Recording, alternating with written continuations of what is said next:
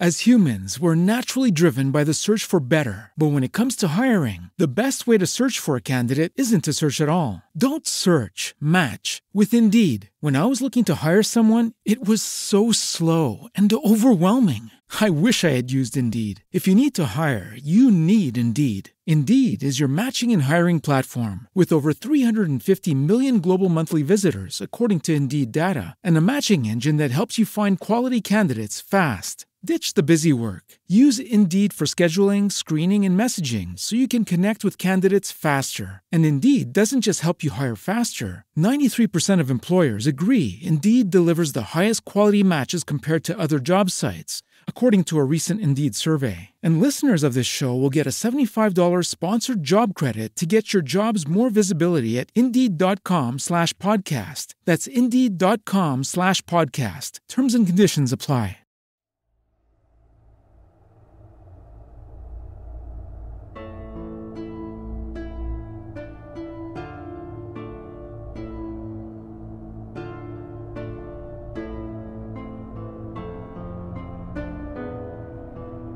Hello. I knew it was going to happen. Welcome back to 2025 from Wheel Takes, a podcast about the Wheel of Time, a series of fantasy novels written by Robert Jordan and completed by Brandon, the guy, Sanderson. That's not, he doesn't go by the guy. I'm Gus, I've read all of them. And I'm Allie, and I have read up to book 13. 12. Gathering Storm, chapter 22. 1. Well, I'm on. We've done this before. I will be reading chapter 22. We've done this before, next. where we change the way we describe it. Okay, so and then chapter people 21. Go, wait a minute. Okay, which is 20, valid. My bad. Because I did say we are actually going to do a live reaction to 22. It's probably going to have to end up being this. Well, I guess we could do it Saturday. I guess we're going to do it Saturday. Saturday, because Europe has been getting the short end of the stick. What a day. Rocking all week with you. For patrons. Speaking of patrons, you know what we haven't done in a minute? Patron shoutouts? Patron shoutouts. We're a little behind. I was wondering. I just thought we didn't have any new ones. No, I fucked up. We're a little behind. Oh, okay. So that's my bad, and I apologize. We got some backlogging we're going to do. I don't oversee any of this, so yeah, no, it's just because I fucked up. This was a surprise to me. Okay, so from the bottom of my heart, my bad. We're gonna backlog it. We're gonna do a few a week until we get caught up. Okay.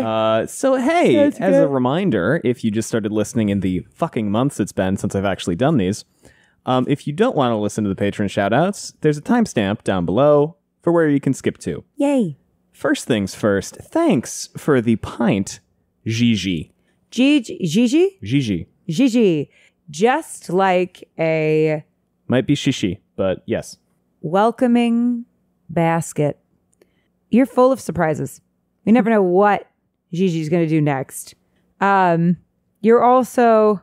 You know how to weave in quality time with your family and friends while also making sure that you spend time with yourself. And those boundaries are really admirable. And you're not a basket case. You're someone who is measured, thought out, and put together. And for that, we thank you, and thanks for being a part of this community. Thanks for the high five, Jalen G. Jalen G, just like an exciting towel. You're warm. You keep life kind of jovial and upbeat for the people around you. You are not afraid of mess. You'll soak up whatever issues might arise with your charm and steady personality. And you're just the best. You're just the best. I try to come up with something clever. Oh, come on. I can do it. Your life's not a wash.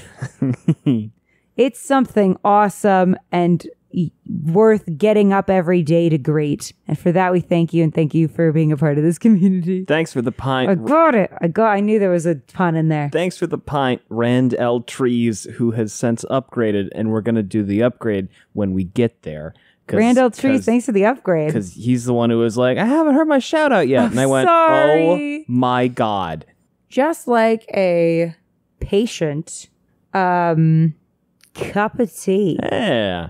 Love a good cup of tea. You don't want to stir the pot and make things difficult for people. You're somebody who, and you're not somebody who's going to spill the tea for no reason. You are somebody who is measured in their responses and like is a good secret keeper. You have a lot of depth to you. You know when to speak and when to listen, which is a very admirable quality in people. And you're brimming with good ideas. And for that, we thank you. And thank you for being a part of this community. Thank you for... And thank you for reminding us about patronship. The high... I remembered. I just forgot. One of those situations. Yeah. Thanks for the high five, Alexander N. Alexander N? Alexander N. Okay, Alexander N. Just like a shining kitty cat's paw. You're so cute, your little paws. You're so adorable. Just like you're adorable. You make people talk like this when they think of you, Alexander. You are just adorable. You're also sharp. Cats have claws. They do. But it only comes out when it's necessary. Yeah. When you need to defend your friends, you have the ability. But most of the time, you're just adorable, like we just said. And then also, you'll give us all the warm fuzzies. You're a person that just everyone sees you and is like, I feel really good about them. And for that, we thank you. And thanks for being a part of this community. And thanks for the high five, Nathan F. Nathan F. Just like a fantastic tree branch. Hey. You know when to stick it to the man. You're not one to take things lying down. When necessary, you're going to log your complaints. But, your bark is worse than your bite. You're really a sweet person underneath it all. But, you know when to take a stand. And you know when to stand up for the little guy. And for that, we thank you. And thanks for being a part of this community. So, yeah. Yeah. Y'all are great. We like you. We're going to keep doing Thanks for being our friends. As time online continues. And sometimes in person, too. We have met some folks. And sometimes you were already our friends and then decided to listen to our podcast. That's fun. There's a couple of you. Not a lot. No. But there are a few. And shout out to you. Shout out to you. All the way out there in places like Boise. Mm-hmm. So, and thank you for updating me about your listening journeys. I always love hearing about people's thoughts and feelings. So. Especially on events that happened to us like years ago. It's very fun. It's so cute. I'm like, do I give them spoilers for our lives? Speaking of events, the Wheel of Time has events happen, especially lately. Yes. This book especially, there have been events, I feel like. Yes. And I am happy about has that. Been eventing. You were reading earlier, and you said, did I mention, by the way, the spoilers for whatever? Yeah, I did. Yeah, you did. You because we went away on holidays and then meant to record, and then we didn't. We were spending time with family. We were. So Gus was playing with my nieces and nephews. They chased him around the house and yelled, Uncle Gus. And then they looked at me and they're like, who are you? Well, because they're 4. So they're just getting to the age where they're starting to remember who we are. Yeah. Because before they're 4, you kind of have to re-earn it every time you see them. Yeah. Because you don't see them every day. And so they don't remember you as much in between. And so I try to make a point, because I never know when they're actually going to start to remember me. I try to make a point to be really exciting every time I see them, even though I'm chronically ill. But this time they latched onto Gus. It's funny because it was I could really tell sweet. You were actively trying to get them to remember your name. I was. You kept on making like, jokes about well, you can't get me to do stuff unless you know my name. And they, for some reason, latched onto you instead. Be bothered. Meanwhile, they I was didn't care about working, my name at all. And they would charge me. It was so much fun. Yeah, they're 4, and then my other nephew is 2, and they would just the two 4-year-olds would chase Gus around the house, and then 15 seconds later, the little 2-year-old would come running by too. It was a blast. So fun. We had a good time. The kids went sledding for the first time. It was great. And so we had to be present for that, of course. Yeah. And the family was mostly on their best behavior, which is always something you can ask for the holidays. I also knew that there was no good way to do a live reaction where we were. Like, there would have been none. 45 people running in and out of that room. There would have been dogs you have tackling no idea. the camera. Yeah, we had, let's see. There would have been children at my charging mom's in. house, we had 4 dogs. Yes. And my very aged grandfather. Yeah. Who was in his 90s. And at the other house. And my younger sister. There were 3 dogs. And 3 children toddlers. 3 dogs, 3 toddlers. My father, who does not care. He's shown up in our live streams before. Yeah, he's shown up. He walked just in been once there. and was like, "What do you want for dinner?" And then he saw that we were on camera, like on live, and he was like, "Hi, everybody. What do you want for dinner?" He doesn't give a shit. He does not care. So yeah, and then also my siblings and their spouses. So that was a lot because I'm one of 6 children all told. Yeah. So it's a lot of stuff. So there's just no way for us to really record and have any privacy because my family doesn't believe in privacy. No. But yeah. So anyway. Yeah. Anyway. Let's talk about this chapter. I have a lot of feelings and thoughts. First thing I want to touch on is your notes. Yeah. I was going to say, let's do notes first. And then I will break down exactly why this chapter is so close to being likable. I feel bad because I feel like I have been for the past few books like so grumpy, and it's not that I don't like the books. No, here's the thing. It's that the books to me are so close to nailing it. They're so close in so many ways. When they're great, they're really, really great. They're so good when they're good. When they're less great, they're really less great. And here's the thing. I've been really enjoying this book. Oh, yeah. I have. I saw that. Well, I think I can say that the Semirog is the next POV character. It is the next and I'm POV like, character. Oh, shit. The thing that I've been dreading, us keeping her alive, is going to come back to fucking bite us in the ass. Semirog chapter, I know. Semirog chapter. Semirog battle, Semirog, battle, Semirog. I just know it's going to happen. But okay, so here we go. Hopper, this book, confused why Perrin's afraid of being a wolf. Hopper in every book prior to this, doing everything he can to make Perrin afraid of being a wolf. Snapping at Perrin every time he stepped foot in the wolf dream. You are here too strongly, the classic. Loving Hopper roasting the inefficiency of 2 legs, but also, have you tried opposable thumbs, my guy? They fuck. Petey seems to really love the opposable thumbs when he gets butt scratches. Which he is right now. He gets the butt scratch. He's become such a good podcast dog. Like, he understands. He knows what we're doing. Like, when we first got him, he got confused by all the apparatus. Podcasting. Yeah. But he has since become such a fuck. Vibe during podcasting. It's really great. He just zonks out. Because Gus was like really stressed out when we first recorded with him because he was like, he won't settle. Because Schooner was asleep 45 hours a day. Yeah. And Petey's a much younger dog, so he's got a little more pep. You know, to your point earlier about you feel bad, I really think that because we have some episodes I've listened back where I'm like, oh, we're just like yelling. And I think most of those were really in like Path of Daggers and Winter's Heart. Are we yelling? Not yelling, but there's a couple chapters. Like there's one in particular I remember where I'm reading the chapter and I just stop and go, I hate this. I hate this. Well, sometimes we do. Yeah. We have to be honest about our experience. Then we introduced this. I think that has really improved all of our moods. It was great. The thing is that... by the way, Path of Daggers is one of my favorite books.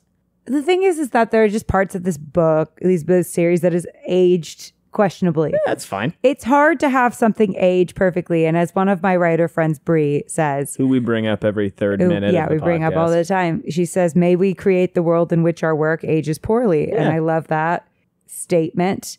I mean, there's shit... In Shakespeare, who I love as a writer more than anything, there's shit in Shakespeare where you're like, well, that didn't... Can't do that. I didn't know about that there's one. Whole plays that are like called the problem plays. Yeah, those are fun. What's your favorite problem play? I don't like Measure for Measure. That's correct. Yeah, that's the best one. That is the best one. I was talking to somebody the other day about how Measure for Measure is objectively the best problem play. It's sure as shit not All's Well that ends well. I do not like All's Well. I don't like All's Well. I don't like All's Well, and people insist on doing it because it's a comedy, and I'm like, it's such a problematic comedy. It's a great phrase. Yeah. It's a bad play. Oswald is mad to me. What's the worst Shakespeare play? You know the answer. Say it with Henry me. the There Eighth. you go. Yeah, Henry the Eighth. that's not close. We're going to stop talking about Shakespeare. No, we won't. That's true. Oh, what was the other thing? I guess they've managed recently to recreate Richard III's voice. Is this like the Using thing where they technology. recreate the fucking Egyptian pharaoh's And voice? he's like, ah! And he goes, ha! Yeah, except Richard III, because he's so inbred, sounds so Oh, I like, do remember this. ridiculous. It's so good. He's like, me, and you're like, what is that voice? It's pretty funny. He was a tutor, right? Was he? Or a Plantagenet? Was he a Plantagenet? I think he was a Plantagenet. All of the Brits are screaming at How me. do you all, I've asked this before, but they all have the same name. How do you all survive history class? Plantagenet. Yeah, he was a Plantagenet. Oh, of course. He was the last Plantagenet. Boom. That's why, here's a fun thing. That's why he's such an asshole in the play. I know, because It's it's Tudor propaganda. By all accounts, he was actually a great dude. Really? And then the tutors were like, can you make him look like a fucking asshole to justify our being in charge now? Listen. And Jesus. Shakespeare was like, I got you. History's written by the victors. Anyway. And Shakespeare. And Shakespeare. An axe can also be used as a tool, though. I was thinking this when I was reading that part. He's like, an axe can only be used as a I'm weapon. like, that's and I was not like, correct. have we never heard of chopping logs? Have you ever split anything? Have we ever built a fire, Perrin? Have we ever built a house? I think it's kind of like the things you do with an axe are generally destructive, like cutting down a tree, Sure. chopping wood. It's for dividing and cleaving and hewing in twain, whereas a hammer can be used for like joining and building and constructing. I get it. I get the metaphor. But I also was But like, I was like, skirt. I was like, I will buy into your metaphor, but the parasites in me demand that I be a bit of a pedant in Yeah. this particular. The parasites in me. I said not to be that guy, but chopping down trees is a thing. It is a thing. Hopper calls Perrin a cub. The parasites in me demand to know, but wouldn't it be a pup? And I know he also calls him a says pup pup. later, but do wolves have cubs?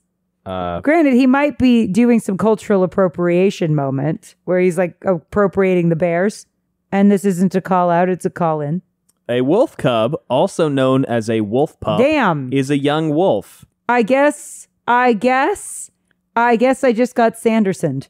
Brandon is like, I did my fucking Brandon's research. like, you think I don't know what a wolf baby is I'm called? gonna take my non-alcoholic, caffeine-free drink right over here and sip on that shit.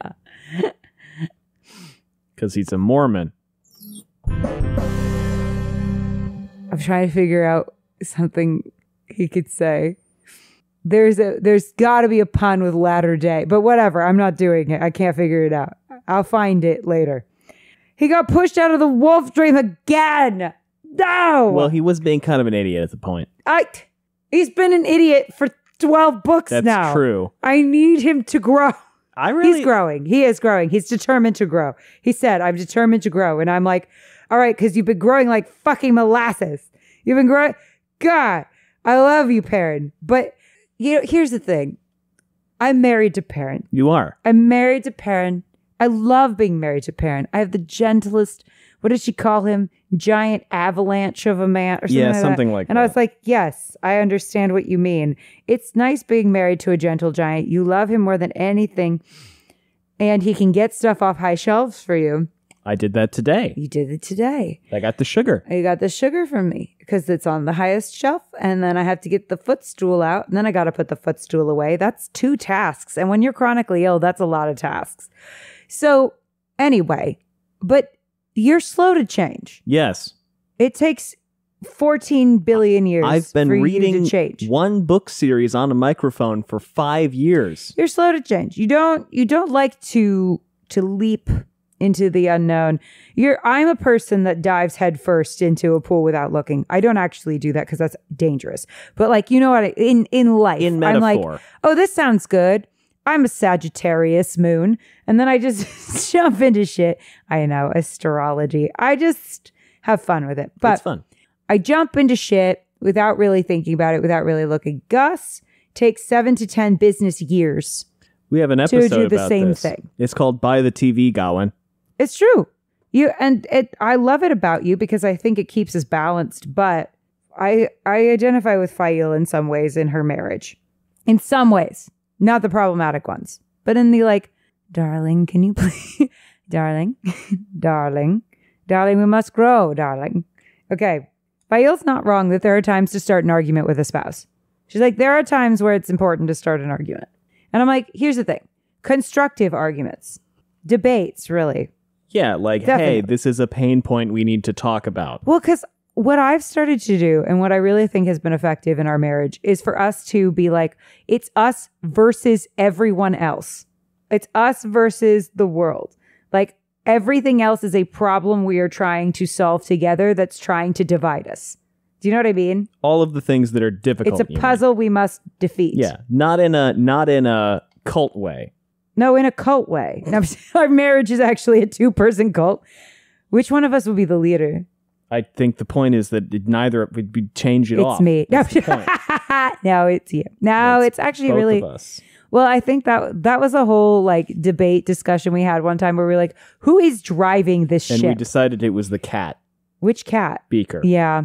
So we're fucked. Well, because he's a finance bro who didn't hug his kids enough, and now he's been Tim Allen to do a cat. Reincarnated into a cat, yes. How did we get here? I don't know. Perrin. But anyway, so Perrin, he's getting there. It has taken 12 books, but he's getting there. Faile, it seems like, is also learning a bit. Yeah. She's growing, but not as quickly as I'd like. But that's kind of true about people changing. They don't quite do it as quickly as you'd hope. While you were reading this, by the way, you stopped and said, Brandon Sanderson does have a different style. He does. You can kind of tell there's a quality. I can't really tell what he's a little more earnest. Yeah. He's a little more earnest. You can tell he's younger. He's more earnest. He's a little more upfront. He's much more upfront, I think, about the feelings. Characters tend to just come out and say stuff. So like in this episode, Perrin and Faile are in bed. In this chapter, Perrin and Faile are in bed. And Perrin, a very special episode of Wheel Take. Perrin just wakes up and goes, I didn't sleep with Barrelane. Actually, this is going to be a little bit of a special episode of Wheel Take. There's parts of it that are.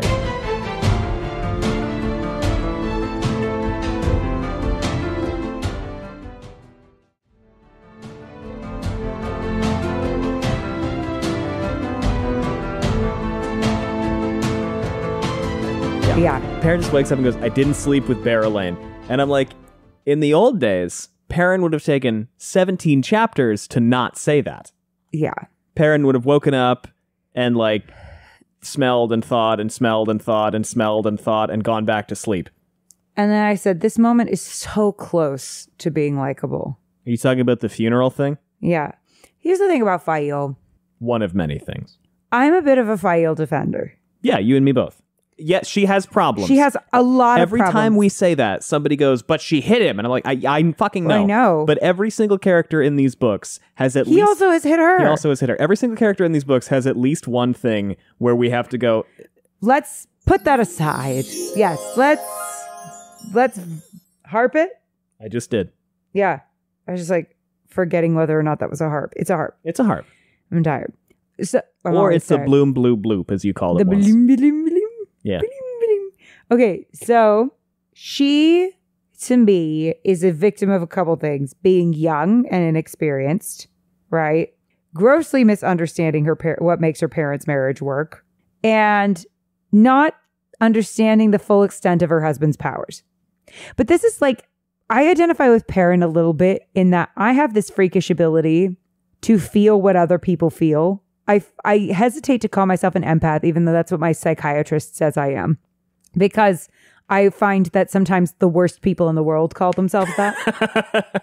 So I hesitate to call myself that. But we have talked about this, that like I can walk into a room and know who's fighting. Like what it is I'm hypervigilant due to trauma. Sure. Right. What it is I'm hypervigilant of other people's emotions due to trauma. And I pay very close and exhaustive attention to everyone's minutest change in facial expressions to track how they are feeling about me at any given time. So, and it's a survival instinct for me. So it's so tiring. But Perrin, in a weirdly similar way, has this smell-o-vision. Yeah, it's the same thing. Yeah. And so what is like normal behavior of like, I'm briefly annoyed with my spouse, but I'm not going to say anything or do anything about it because I know it's like more a me problem or whatever it is. He picks up on every single small change in her mood. Yeah. And I do that with you where I'm like, don't pretend like you didn't just feel a tinge of annoyance because I already know because I felt it. I felt you feel annoyed with me over something. Yeah, which is explain your feeling right now. It's a normal thing to have happen sometimes when you spend like 24 hours a day with a person. What? Occasionally. I'm not perfect? No, you are. But occasionally. That's not true. You're going to get annoyed. Yeah, but it's hard when you are a person that is so hypervigilant of other people's feelings because you're like, I sensed that one minor annoyance. And now perhaps I will start a fight by insisting over and over again that you're annoyed with me, even though you're like, this is a small thing and I'm going to get over it in about 5 seconds if we just let it go. I'm like, no, because I felt your passing annoyance and now I need to know what I did wrong or I will not be able to sleep. I understand. So I kind of feel for Perrin in this situation in that like he can sense we're not meant to be that plugged into other people's feelings because it's maddening. It's maddening. It's not I'm not sitting here going, I'm empathic in like a fun way. In like a look how good of I'm fucking tired all the time because I'm surrounded by other people's feelings. Do you know how hard it is to walk into a crowded bar and sense everyone's mood? Doesn't sound fun. No, it's horrible. It's like that episode of Charmed where I never watched that. Where friggin' Phoebe becomes Go ahead. She becomes oh my god, what do they call it? She can hear everybody's thoughts. Telepathic? No, it's not telepathic. It's a mind reader? No, it's it might be empathic actually, where she like senses and feels everyone's emotions and feelings and thoughts, and it drives her insane for a whole episode. Sure. And that's how I feel. But yeah, I also sympathize with Perrin. I sympathize with Perrin. I also sympathize with Faile, though, in that she's like, there are crises, and my husband who moves slowly, like in the early stages of our relationship and marriage, now I feel like I've figured you out, where I come home and I'm like, I want to get this new chair. Now, before you say no and start panicking, here's like the dimensions of the chair. I sat in the chair. Here's the different color options of the chair. Here's an essay that I wrote. A dissertation really on why I think the chair is right for us. And the funny thing is, I've taken 17 pictures of the chair from different angles. The funny thing is you did all of this and then I sat there for a second and I said, I need to check the lower clearance on the table to make sure that it'll fit comfortably. You really do need to do that because the chair is selling out. I will do that tonight. Great, because I want to order these chairs because I got final approval from my mother and sisters on the style of the chair. Thighs are also add distance between the chair, and if you're bumping your thighs against the thing, you're fucked. Yeah, just check tonight, please. Okay. So that I can order these chairs because our chairs are disgusting. Back to Perrin. Tell me I'm wrong. No, our chairs are 12 years old. They're gross. They've gotten really gross. 12 years old, and we're not designed to last that long. They're white and they have fabric on them. Yeah. And we had them as like 20-something year olds fresh out of college. So, of course, we destroyed the shit out of these chairs. Yeah. So, and I'm embarrassed every time people come over. We'll get new chairs. Back to Perrin. Thank you. But anyway, so all of this to be said, this moment is so close for me. This funeral for Rolan, which, by the way, I called would happen because I was just like, there's no way that they read Patty Hearst and her story and we're like, let's do this Stockholm Syndrome stuff. Not to the same extent. Not to the same extent, but you know what I mean? Where we're doing this like, I was captured. And like, listen, falling in love with your captor is an objectively hot thing to do. It happens in a lot of stuff. Oh, yeah. It's a great trope. It's an like, Liz, in real life, horrifying, but and let's fiction. not. Yeah, no, yeah. But like a morally gray captor. In real life. And you can fix him. As we know, he'd change his code for you from reading American Heiress, a book by or he makes you worse. Famed Zoom masturbator and also really good journalist Jeffrey Toobin. Both things can be true.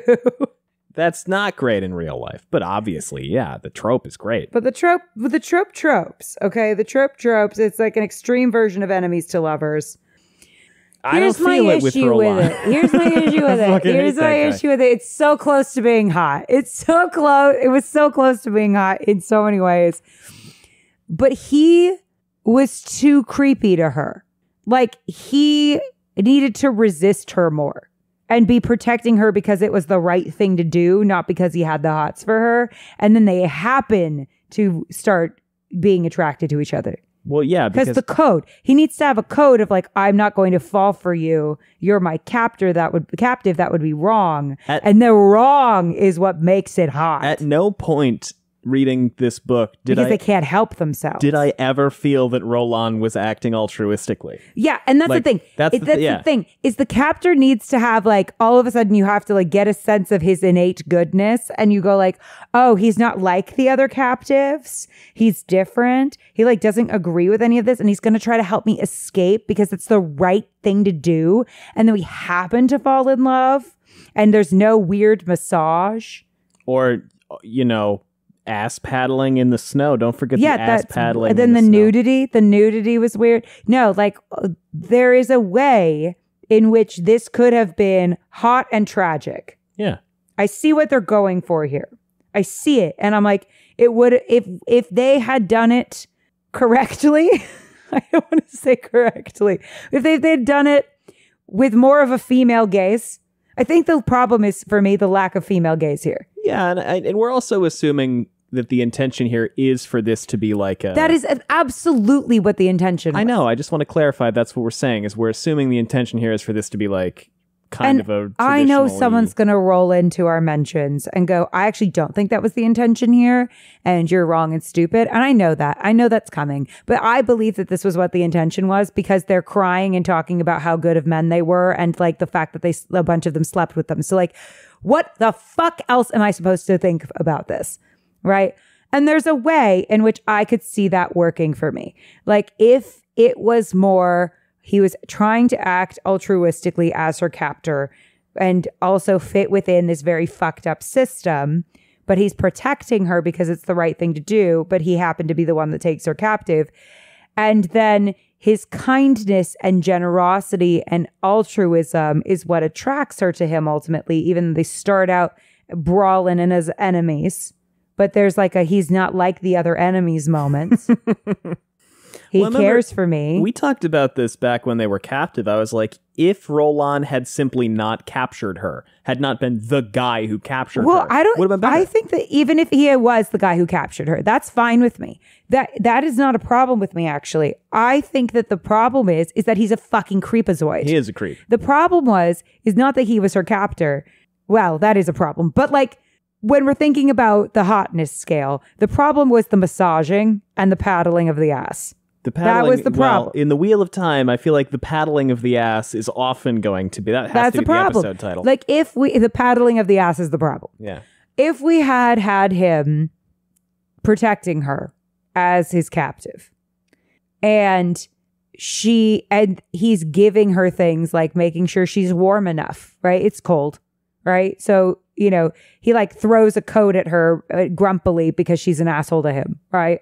But he's like still going out of his way to make sure that she's well fed and dressed and cared for and out of the goodness of his heart, and not because he wants to sleep with her. Because the problem is he clearly wants to sleep with her. And the power dynamic is a problem. Well, like, you can fall in love anywhere and anything. And yeah, power dynamics exist. And sometimes like you fall in love regardless. But the hot part would have been him resisting that as much as he could until he couldn't anymore.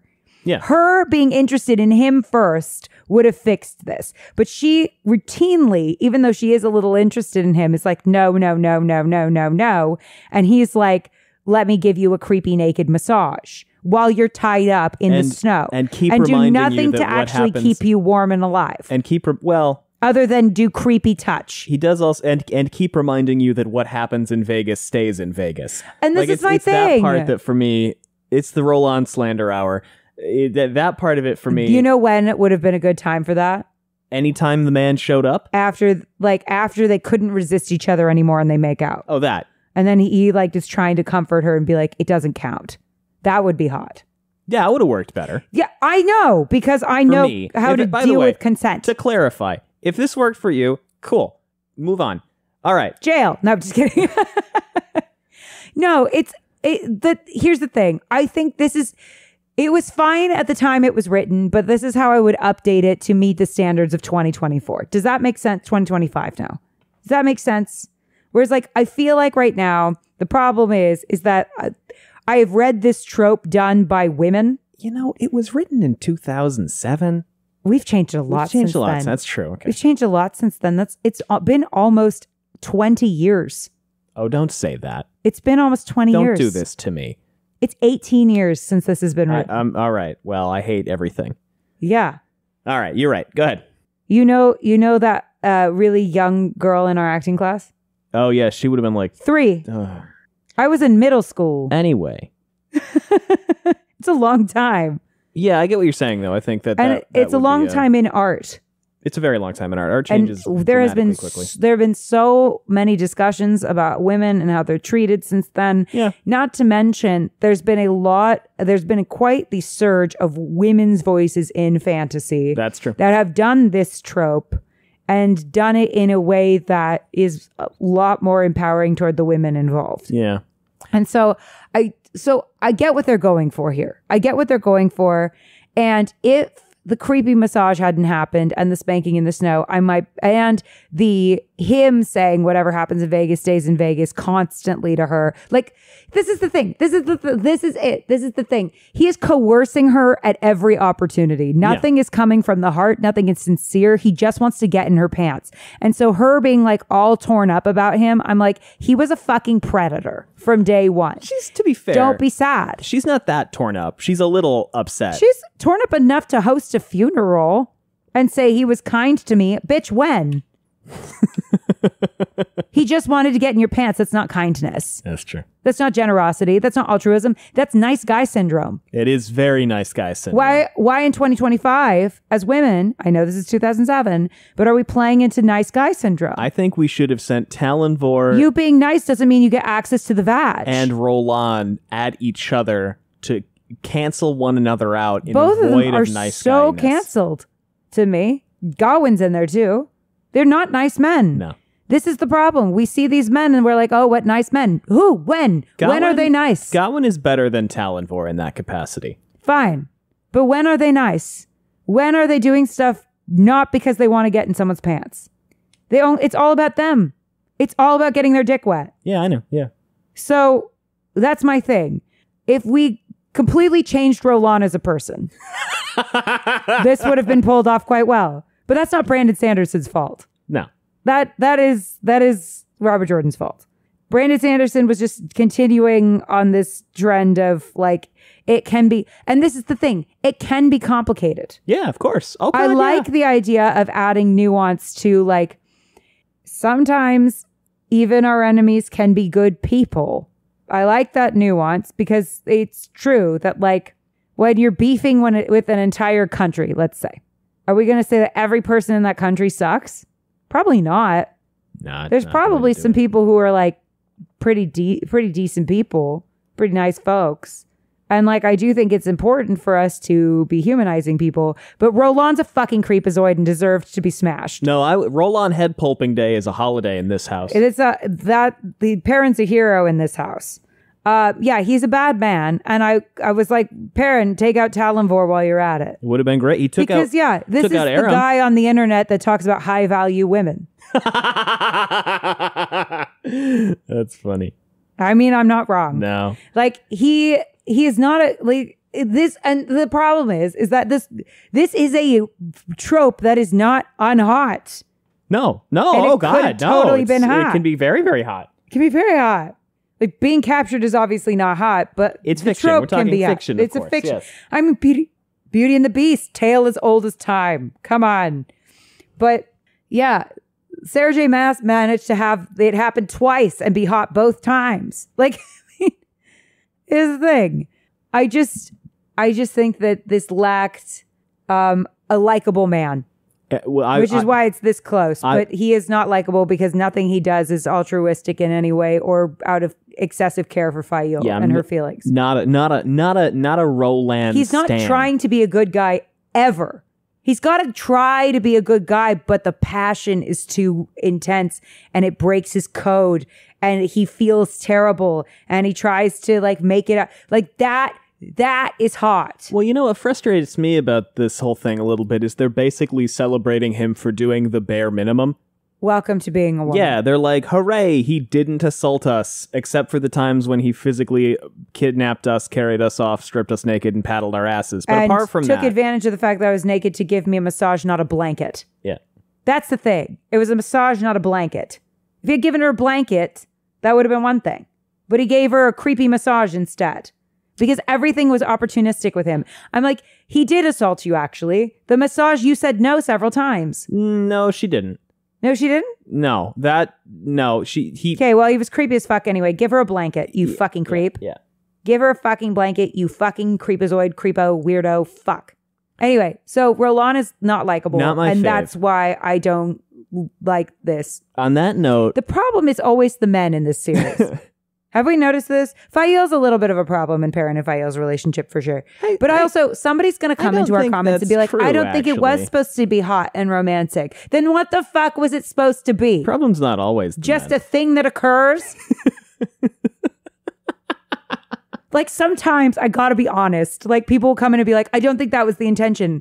I don't think that it needed to matter at all. And I'm like, it's called a book where things happen.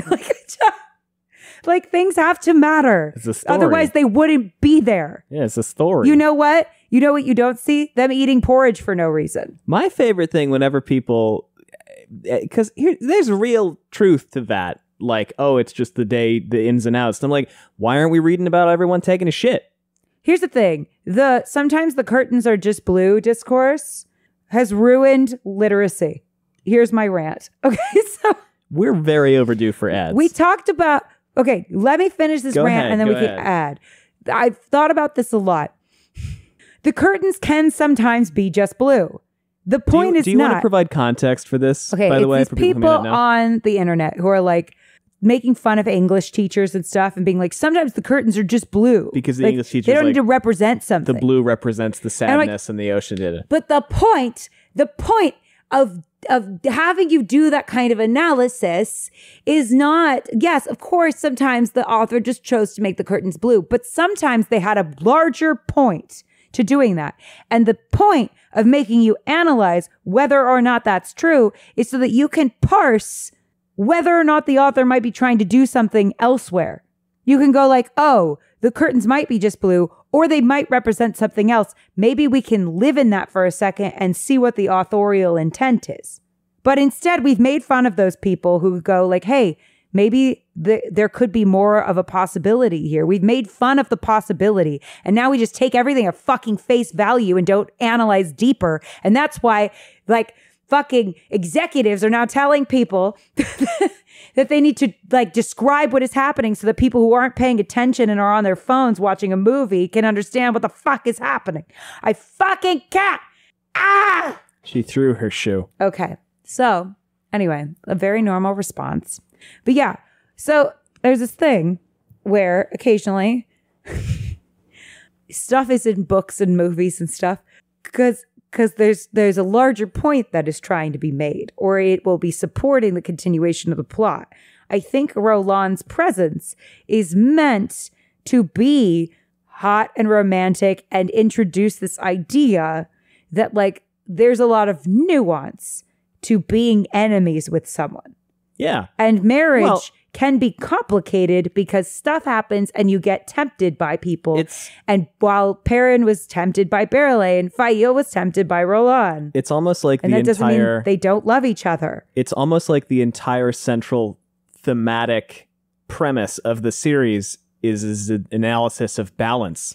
Well, yeah. And it's this idea of like, could you trauma bond with this person? And does that make you feel complicated when they die, even though, like, from Perrin's perspective, his death was completely justified? I love the complex nature of the story. I think Rolan needed to be a completely different person for this to hit as hard for me. But I like the ideas that are presented here. I like the idea that we can mourn people who did need to kind of die. Oh, yeah. No, look, it's a great scene, except for the stuff. Except Rolan is a terrible person and we shouldn't be sad that he's dead. If Rolan were a more morally gray, complicated person who was trying his best in a shitty situation, this scene would hit so hard it would knock me into the middle of next week. And this is why I'm like, it's so close to being fucking awesome.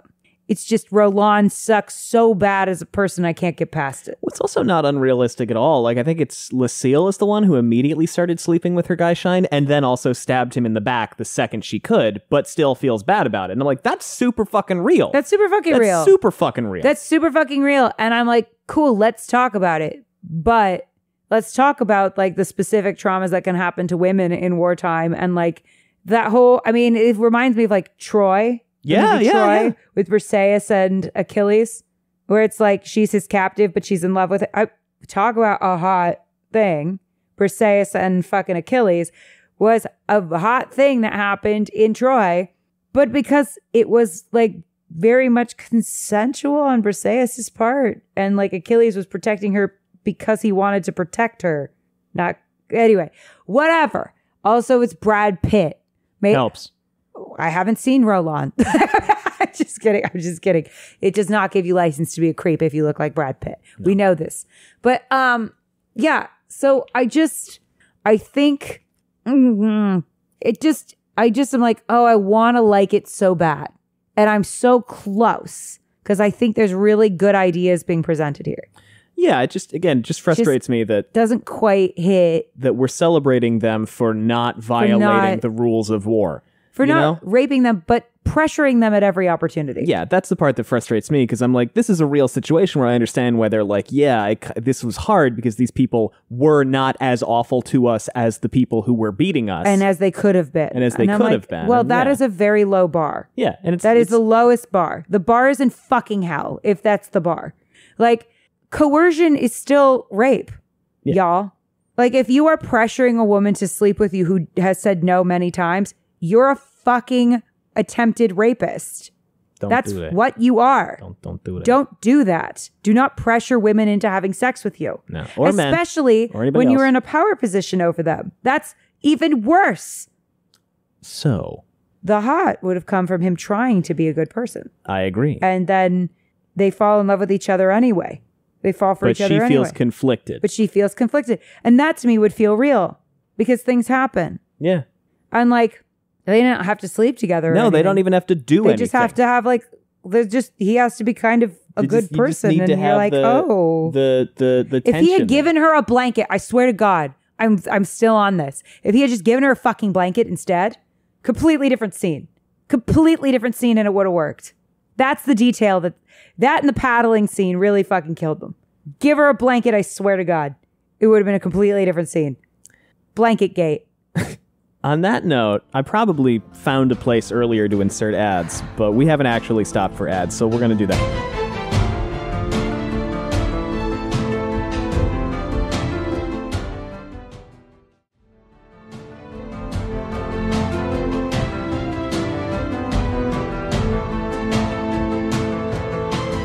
Welcome back. Like, I'm not mad, I'm just disappointed because it's so close. You know, it's so close. And it's not Brandon Sanderson's fault. That's definitely a Robert Jordan bad. Because Brandon Sanderson is bringing up some really interesting ideas here. But yeah, the bare minimum cannot be, they didn't forcibly rape us. Yeah. They just coerced us until we felt like we had to say yes. And then she's like, I think Rolan loved me. I'm like, oh, girl, go to therapy. If that's what you think love is. If that's what you think love is. We cannot be this dumb as a culture. We cannot be this dumb in 2025. Thank God it's been almost 20 years. Because Jesus, if this is what we're teaching people, because you know what? Here's the thing about literature. Here's the thing about these books and these movies and these shows. There's actually a fucking consequence to what we are telling people in terms of messaging in these books. Because people are like, well, Allie, why do you care so much? I care because there are young people that read this and go, wow, yeah, Rolan really did love her. And you're like, fucking hell. If that's what we're teaching people that are young and impressionable, that's what they should look for in love, that's fucked as shit. Yeah, absolutely not.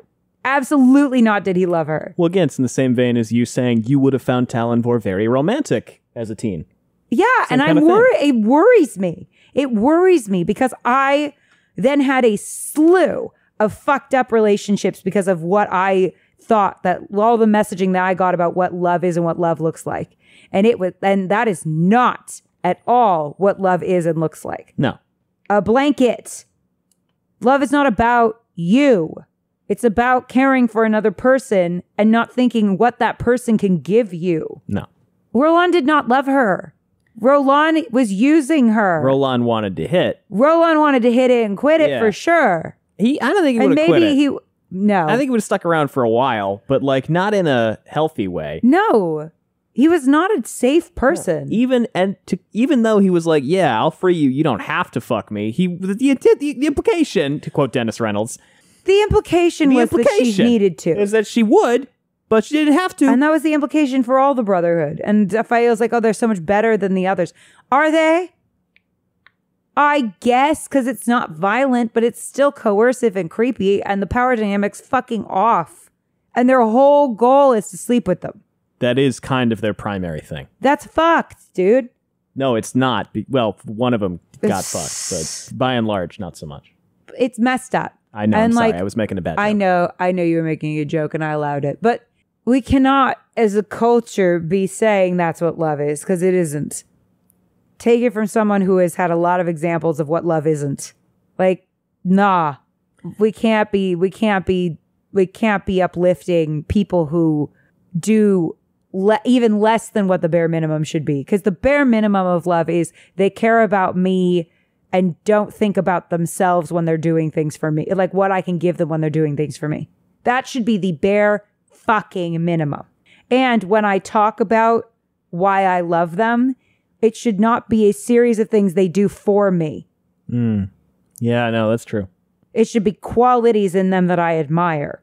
I don't know why the fuck that's hard for people to grasp. Like, it's really shocking to me how skewed our ideas of love is. Like, wanting to jump someone's bones is not love. No, that's lust. That is, in fact, what lust is. Or infatuation. And the thing is that what I do find real about this is that just because you're married doesn't mean you're dead. Right. Right? Like, you can find other people attractive and be married. Oh, yeah. Absolutely. And you do. And honestly, being ashamed of that causes problems. Often. Right? Like, it's that you... Nothing we say is universal or meant to be taken as explicit relationship advice. Here's the thing about it. Is it's like, of course you notice that people are attractive. You're not dead. You're alive. You walk around in the world and there are good-looking people everywhere. But you're like, oh, but I would never trade for a candle flicker the forest fire that I have at home. And I'm like, but that's what's real to me. Is that like, oh, out in the world, in the pressures of life, you might find someone else attractive. Oh, yeah, no. Faile finding Rolan attractive and that is might not make you feel shitty for me at all. Or Barrelane, or Perrin with Barrelane. Yeah. But that, to me, that's not unrealistic at all. But it's the fact that you're like, but that is not ever going to be something I entertain over my partner. Right. It's real to me. I'm like, I think that is part of the whole love thing. Is it's like, it's tested. And then you go, yeah, but I will always put them first. Do you know what I mean? Yeah. So I don't know. And of course, we're not speaking universally, but we're talking about our relationship from a monogamy perspective because we are monogamous. And yeah, I don't know. To me, I'm like, I like that they're introducing these nuanced things. I just think that it feels like early stabs at nuance. This kind of nuance. Does that make sense? It feels like 2007. Yeah. It reads in some ways painfully 2007. Yeah. Does that mean that it's bad? No. They get a lot of things right in this. It just means that sometimes I'm like, oh, sorry, this one came out 2009. My bad. Okay, still. Just because somebody probably already said, actually. And The we Gathering love you. Storm came out in 2009. We're not mad at you. No. We're not mad at you. But sometimes I'm like, authors include things for a reason. Our job as people who are analyzing things is to try and figure out what the reason was. If that reason doesn't hit for you, that's okay. But you should know that people don't just write stuff in books for no reason. Not usually. Sometimes, but not usually. Yeah. And so, yeah, I feel like with this, there are some really interesting nuanced things being said about like enemies and marriage and the complexity of those things and how those things get tested. And that's all really interesting. I think, yeah, if Rolan had not been such a massive fucking creep, they would have really pulled that off for me. Do you want to talk through the chapter? I know we've done most of it, but there's a few things to touch on. All right. Yeah, I think we did it, but you can touch on a couple things. Perrin, Wolf Dream. We didn't talk about that. Not really. We did a little bit. He wakes up and he's in the Wolf Dream and he's like, hey, I'm still figuring this out. And Hopper is like, you probably should know how to do this shit. And Perrin's like, but I don't want to fuck it up. I don't want to go all wolfy on this shit. I'm not trying to be full wolf. And Hopper's like, what are you talking about? Just do things. And Perrin's like, I'm not going to do them. I do think this could, I know that's not what they're doing, but this could be a profound metaphor for queerness. It could be. It's not. I know it's not, but now I kind of need someone to write like a werewolf thing that's a metaphor for queerness. Bree, let's write this. Let's do it. I'll executive produce it. Let's make it happen. Yes. So Hopper, Perrin, Hopper, Perrin, Hopper, Perrin, Hopper, Perrin, Hopper, Perrin, Hopper, Perrin. Whoa, I don't know. Is there men? Hopper thought, sending the smells of dismissiveness and anger. Control, always control. And Perrin's like, can you teach me how to do shit? And then Hopper's like, no, for some reason. Perrin's like, all right, fuck you. I'll find someone else. And Hopper's like, don't do that. And then he punts him out of the Wolf Dream. I just feel like, how is he gonna learn if you keep punting him out of the Wolf Dream? But I guess I don't know the wisdom of being a wolf. I wish I did. I do kind of feel like, and this is my level of delusion, if I met a wolf, it and I would be like soul connected. I do not think that is at all what would happen. I think it would be I said it was delusional. I said it was delusional. I would not advise meeting a wolf. I said it was delusional, but there's just a little part of me that's like, I think they'd accept me. They would not. There's a little part. They would accept you for lunch. There's a little part of me that's like, same for coyotes. I'd be one with them. You have been face to face with coyotes. This did not happen. I think the coyote was trying to domesticate itself with me. I really do. I don't think so. It saw my dog and was like, I want to come home. I really don't think that's what happened. Apparently coyotes are domesticating themselves. That's funny. That is a thing that is happening. That is being observed. Coyotes are trying to like live with people. That is very smart of them. So, well, yeah, they're seeing what a good deal dogs have. And they're like, this sucks out here. Let's fucking move into these houses. Honestly, if they know what's good for them, they will. So there's a part of me that's like, am I being chosen by the coyote distribution system? You would never let me have a coyote, though. No! What? You're always cramping my style. This is Perrin versus Faile in real life. I'm like, would you let me have a coyote? And you're like, no. And I'm like, you're so uncool. Is it? I don't think there's really much to talk about, is there? We kind of covered it. I think I did cover it. Oh, here we go. I forgot this. Who now holds Bane and Chiad as Guy-Shine? Say that again. Who now holds Bane and Chiad as Guy-Shine? Gaul. See, okay, this is slightly hotter because we know Gaul is a good person. Yes, this is much hotter, actually. We know Gaul is a good person. We know he's trying his best not to like violate the freaking boundaries, and they're the ones kind of going tee-hee, but we know he likes us, yeah, and we like him. Well, one of them. Bane's coming around. Yeah. Gaul searched the entire Shiloh camp to find me, and reports say he defeated 12 Algae Siswai with his spear. Perhaps I shall have to make a bridal wreath for him after all, once this is all through. She says, he did not expect that one of the men he killed would turn out to be the one to whom Bane was Guy-Shine. I do not think Gaul is happy to have both of us serving him. So, that's pretty funny. Mm-hmm. Bane goes, perhaps Gaul would like his back rubbed again, or water fetched for him. He grows so angry when we ask. But Guy-Shine gain honor only through service. What else are we to do? And they walk off, and I just like this. Because you've been rooting for Gaul Chiad stuff for a long time now, and now we get a droplet. I know, I'm finally being fed a little bit. It's so lovely. And then they have this funeral, and I feel like we kind of talked about almost all of that. I'm sure we missed parts of it, but that's okay. Faile does ponder whether or not she intentionally distracted Rolan to have Perrin kill him. I like this element of it. I like that she's confused. Mm-hmm. I like a lot about it. Again, we've talked about that. Yeah. thinks she would not have changed anything that happened on the battlefield. Yeah. But that it still kind of sucks. Lucille apparently is now stupping this guy Niagin to, like, replace Joradin. And Faile's like, that's not going to work in the long run. That's not really how grief necessarily wants to resolve itself. So, think about that. And she's like, yeah, well, Joradin really cared about me. And then we go like, well, no, probably not. Not in the way he needed to. We cannot be telling little girls that's what love is. We cannot. So then they do this whole thing and they burn their stuff and they don't really need to talk about that anymore. And then Perrin wakes up and he's like, damn, I don't know what to do about this shit. I got to make some decisions. The other problem is if this was a statement of like, oh, this was a fucked up thing, the narrative doesn't seem to agree with that this was a fucked up relationship. Not really, no. Not really. Because I'm like, there's a way for us to be in a character's head and be like, this is all fucked up. And have them believe that it was love, and the narrative is like, I disagree. I need to mention this because I know somebody is typing it. Allie, does the narrative have to tell us explicitly in black and white terms what is right and what is wrong? No, you can just kind of tell whether or not the author is actually vibing with it. Yeah. Again, sometimes the curtains are blue for a reason. But when we're looking at whether or not the narrative agrees with, like, Faile thinking Rolan loved her, the narrative agrees. Which I think is also different from... here is a difficult topic, let's just look at it. Yeah, but you can still tell that the author doesn't vibe with the bad thing that's happening. Isn't like, yes, this is what love is. I'm looking for, because we can totally have fucked up things in stuff. The narrative just kind of has to disagree with it a little bit. Be like, I don't love it, but that's what's happening. So let's look at it. Even though we don't love it, we're not into it. We're not going, this is okay.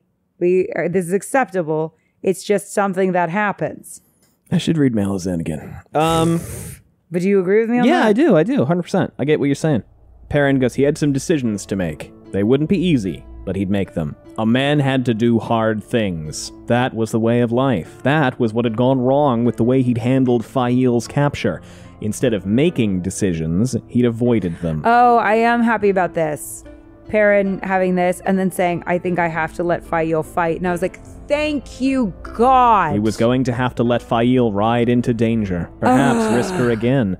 Was that a decision? Could he make such a decision? The mere thought of her in danger made him want to sick up, but he would have to do something. It's your spouse. But you know what? That's how she feels every time you ride off into battle. Ugh. So then he goes back to sleep, and that's the end of chapter 21. Yay. Thanks for listening, everyone. We have social media. If you want to know what we got going on, it's linked down below. We have a Patreon if you want to support us that way and get thanked eventually when I fucking catch up. It's patreon.com/wheeltakes. And you can always leave us a rating and a review, which helps a lot. If you're Pint or higher patron, look out for upcoming notifications on when we're going to do this chapter 22 thing. It should be Saturday. For real this time. Other than that, anything else, Sally? We're going to go watch a Bruce Lee movie. Yeah. Thanks for listening, everyone. Bye. Bye.